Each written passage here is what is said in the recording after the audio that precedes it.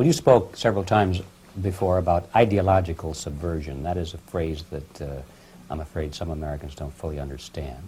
When the Soviets used the phrase ideological subversion, what do they mean by it?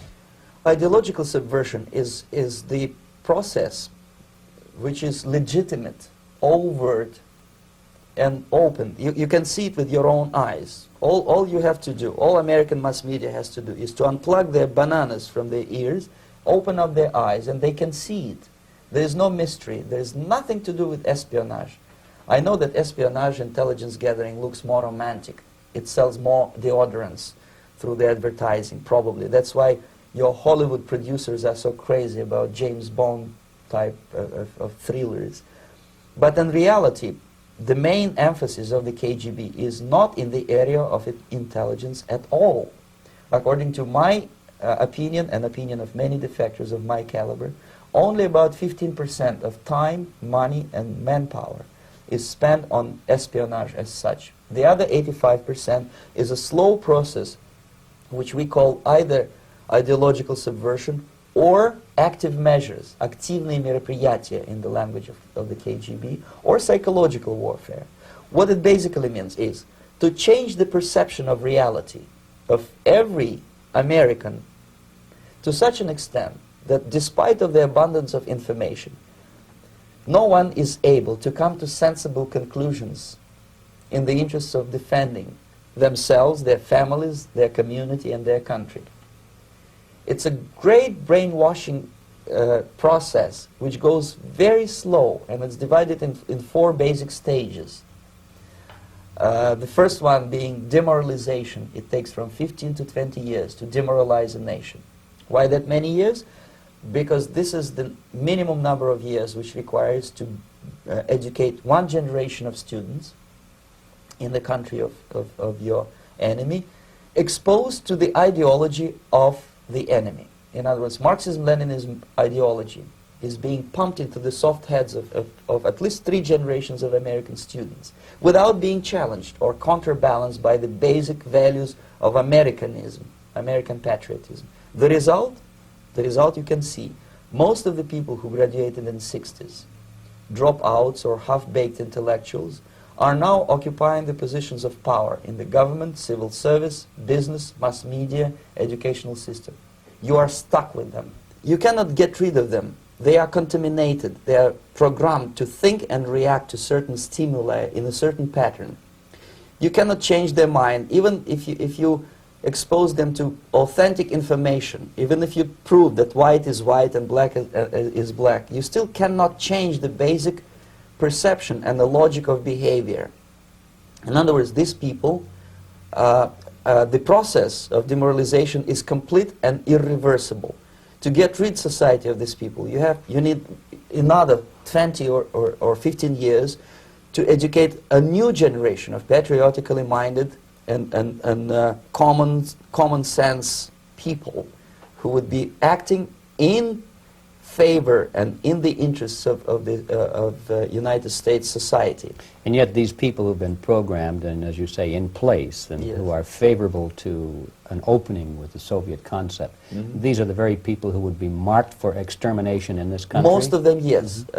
Simply because the psychological shock when they will see in future what the beautiful society of equality and social justice means in practice, obviously they will revolt. They will be very unhappy, frustrated people. And the Marxist-Leninist regime does not tolerate these people. Obviously they will join the links of dissenters, dissidents. Unlike in present United States, there will be no place for dissent in future Marxist-Leninist America.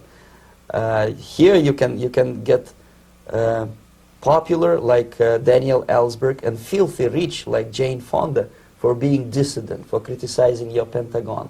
In future, these people will be simply squashed like cockroaches. Nobody is going to pay them nothing for their beautiful, noble ideas of equality. This they don't understand, and it will be the greatest shock for them, of course. The demoralization process in the United States is basically completed already. For the last 25 years, actually it's overfulfilled, because demoralization now reaches such areas where previously not even Comrade Andropov and all his experts would even dream of such a tremendous success.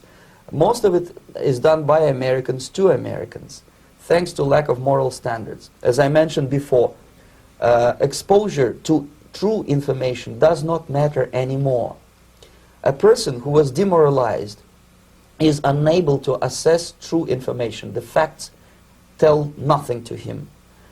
Even if I shower him with information, with authentic proof, with documents, with pictures, even if I take him by force to the Soviet Union and show him concentration camp, he will refuse to believe it until he is going to receive a kick in his fat bottom. When a military boot crashes his, then he will understand, but not before that. That's the tragic of the situation of demoralization. So basically America is stuck with demoralization, and unless, even if you start right now, here, this minute, you start educating new generation of Americans, it will still take you 15 to 20 years to turn the tide of ideological perception of reality back to normalcy and patriotism. The next stage is destabilization. This time, subverter does not care about your ideas and the patterns of your consumption. Whether you eat junk food and get fat and flabby, it doesn't matter anymore. This time, and it takes only from 2 to 5 years to destabilize a nation, what matters is essentials: economy, foreign relations, defense systems. And you can see it quite clearly that in some areas, in such sensitive areas as defense and economy, the influence of Marxist-Leninist ideas in the United States is absolutely fantastic. I could never believe it 14 years ago when I landed in this part of the world, that the process will go that fast. The next stage, of course, is crisis. It may take only up to 6 weeks to bring a country to the verge of crisis. You can see it in Central America now. And after crisis, with a violent change of power, structure, and economy, you have so-called the period of normalization. It may last indefinitely. Normalization is a cynical expression borrowed from Soviet propaganda. When the Soviet tanks moved into Czechoslovakia in '68, Comrade Brezhnev said, "Now the situation in brotherly Czechoslovakia is normalized." This is what will happen in the United States if you allow all these schmucks to bring the country to crisis, to promise people all kind of goodies and the paradise on earth, to destabilize your economy, to eliminate the principle of free market competition, and to put a big brother government in Washington, D.C., with benevolent dictators like Walter Mondale, who will promise lots of things, never mind whether the promises are fulfillable or not. He will go to Moscow to kiss the bottoms of new generation of Soviet assassins. Never mind, he will create false illusions that the situation is under control. Situation is not under control. Situation is disgustingly out of control. Most of the American politicians, media, and educational system trains another generation of people who think they are living at a peacetime. False. The United States is in the state of war, undeclared total war against the basic principles and the foundations of this system. And the initiator of this war is not Comrade Andropov, of course. It's the system.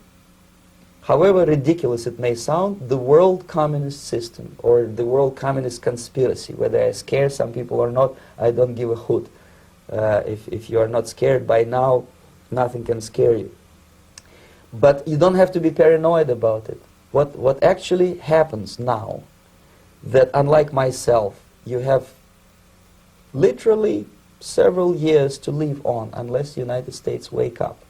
The time bomb is ticking. With every second, the disaster is coming closer and closer. Unlike myself, you will have nowhere to defect to, unless you want to live in Antarctica with penguins. This is it. This is the last country of freedom and possibility. Okay, so what do we do? What is your recommendation to the American people?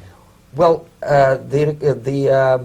the immediate thing that comes to my mind is, of course, There must be a very strong national effort to educate people in the spirit of real patriotism, number one. Number two, to explain them the real danger of socialist, communist, whatever, welfare state, big brother government. If people will fail to grasp the impending danger of that development, nothing ever can help United States. You may kiss goodbye to your freedom, including freedoms to homosexuals, to prison inmate. All this freedom will vanish, evaporate in 5 seconds, including your precious lives. The second thing, the moment at least part of United States population is convinced that the danger is real, they have to force their government. And I'm not talking about sending letters, signing petitions, and all this beautiful, noble activity. I'm talking about forcing United States government to stop aiding communism. Because there is no other problem more burning and urgent than to stop the Soviet military-industrial complex from destroying whatever is left of the free world. And it is very easy to do. No credits, no technology, no money, no political or diplomatic recognition, and of course no such idiocy as grain deals to USSR. The Soviet people, 270 millions of Soviets, will be eternally thankful to you if you stop aiding a bunch of murderers who sit now in Kremlin and whom President Reagan respectfully calls government. They do not govern anything, least of all such complexity as the Soviet economy. So two very simple, maybe too simplistic answers or solutions, but nevertheless they are the only solutions. Educate yourself, understand what's going on around you. You are not living at the time of peace. You are in a state of war, and you have precious little time to save yourself. You don't have much time, especially if you are talking about young generation. There's not much time left for convulsions to the beautiful disco music. Very soon it will go, just overnight. If we are talking about capitalists or wealthy businessmen, I think they are selling the rope on which they will hang very soon. If they don't stop, if they cannot curb their unsettled desire for profit, and if they keep on trading with the monster of the Soviet communism, they are going to hang very soon. And they will pray to be killed, but unfortunately they will be sent to Alaska probably to manage industry of slaves. It's simplistic. I know it sounds unpleasant. I know Americans don't like to listen to things which are unpleasant. But I have defected not to tell you the stories about such idiocy as microfilm, James Bond type espionage. This is garbage. You don't need any espionage anymore. I have come to talk about survival. It's a question of survival of this system.